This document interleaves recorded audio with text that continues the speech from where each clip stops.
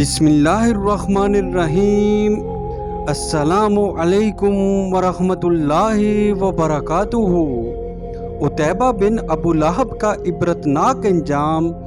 ایک مرتبہ ابو لہب کے بیٹے عتیبہ نے نبی کریم صلی اللہ علیہ وسلم کی شان اقدس میں انتہا درجے کی گستاخی کرتے ہوئے غلیظ زبان استعمال کی، حتیٰ کہ یہ بدبخت آقا دو جہاں نبی پاک صلی اللہ علیہ وسلم پر جھپٹ پڑا اور آپ صلی اللہ علیہ وسلم کے کرتہ مبارک کو پھاڑ ڈالا۔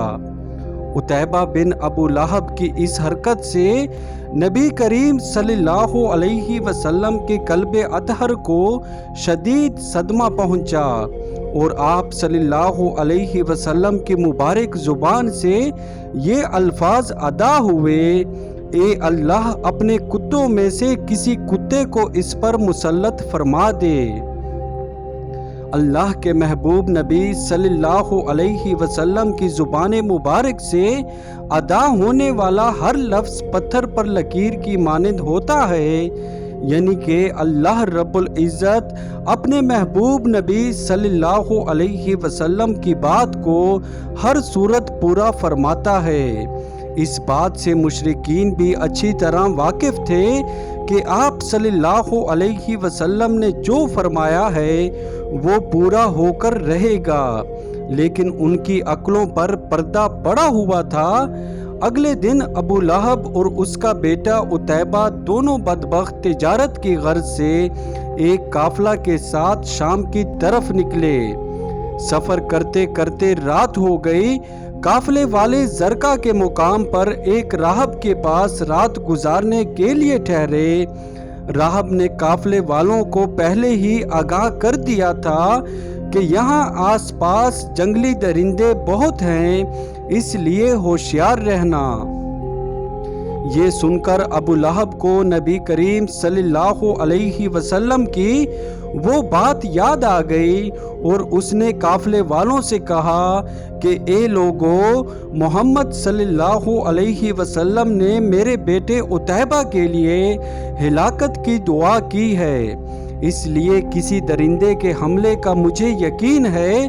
تم لوگ سارا سامان تجارت ایک جگہ اکٹھا کر کے اس کے اوپر عتیبہ کا بستر لگا دو اور سب لوگ اس کے ارد گرد سو جاؤ تاکہ میرا بیٹا درندے کے حملے سے محفوظ رہے۔ چنانچہ قافلہ والوں نے عتیبہ کی حفاظت کا پورا بندوبست کیا اور سب سو گئے۔ کچھ دیر بعد ایک شیر وہاں آن پہنچا، مگر اس نے کسی پر حملہ کرنے کی بجائے سوئے ہوئے لوگوں کو سونگنا شروع کر دیا اور آگے بڑھتا رہا، مگر کسی کو ذرا برابر بھی خروچ نہیں ماری، جس سے یہ لگتا تھا کہ یہ بھوکا نہیں ہے، ورنہ اتنے لوگوں میں سے کسی کو بھی چیر پھاڑ کر رکھ دیتا۔ یہ سب کو سونگتا ہوا آخری بندے تک پہنچ گیا، لیکن اسے جس کی تلاش تھی اس کی بو اسے محسوس نہیں ہوئی۔ یہ کچھ قدم آگے چلا گیا، لیکن پھر اچانک مڑا اور تجارتی سامان کی جانب آ کر رک گیا۔ اسی سامان کے اوپر وہ بدبخت اور گستاخ رسول صلی اللہ علیہ وسلم سو رہا تھا۔ یہ جگہ کافی اونچی تھی اور اسی لیے اسے اونچا کیا گیا تھا تاکہ کوئی درندہ عتیبہ پر حملہ نہ کر سکے، پر شیر نے تجارتی سامان پر چھلانگ لگا دی اور ابو لہب کے بیٹے عتیبہ کے بستر پر جا پہنچا۔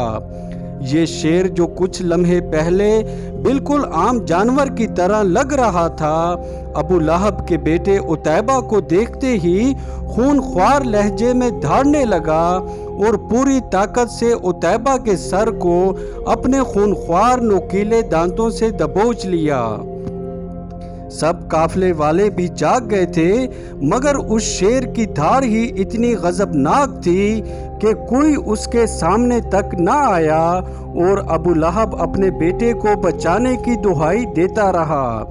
उस शेर ने हैरान कुन तौर पर उतैबा का ना खून पिया और ना ही गोश्त नोच कर खाया। शेर ने सिर्फ उतैबा के सर को इस कदर बुरी तरह चबाया कि देखने वालों के होश उड़ गए और उतैबा तड़प तड़प कर जहन्नम वासिल हुआ। उसके बाद भी उस शेर ने किसी और को नुकसान न पहुंचाया और अचानक वहां से चला गया। बाद में लोगों ने उस शेर को तलाश किया मगर कुछ भी पता न चल सका कि आखिर ये शेर कहां से आया था और किधर गायब हो गया। अल्लाहु अकबर। मोहतरम सामीन, नबी करीम सल्लल्लाहु अलैहि वसल्लम के गुस्ताखों को अल्लाह रब्बुल इज़्ज़त इस दुनिया में ही सबक सिखा देता है और आखिरत का अजाब तो अभी बाकी है। तारीख गवाह है, जिस किसी बदबख्त ने प्यारे आका सल्लल्लाहु अलैहि वसल्लम की नामूसे रिसालत को पामाल किया, उसका अंजाम इबरतनाक हुआ और उतैबा का सर चबाने वाले शेर जैसे शेर आते रहे हैं और रहेंगे इंशाअल्लाह। अल्लाह पाक हमें नबी करीम सल्लल्लाहु अलैहि वसल्लम से सच्ची मोहब्बत रखने की तौफीक अता फरमाए। आमीन सुम्मा आमीन। मोहतरम सामीन, अगर वीडियो पसंद आई हो तो मेरे चैनल को सब्सक्राइब करें, वीडियो को लाइक और शेयर करें। जज़ाकल्लाह। अल्लाह हाफिज़।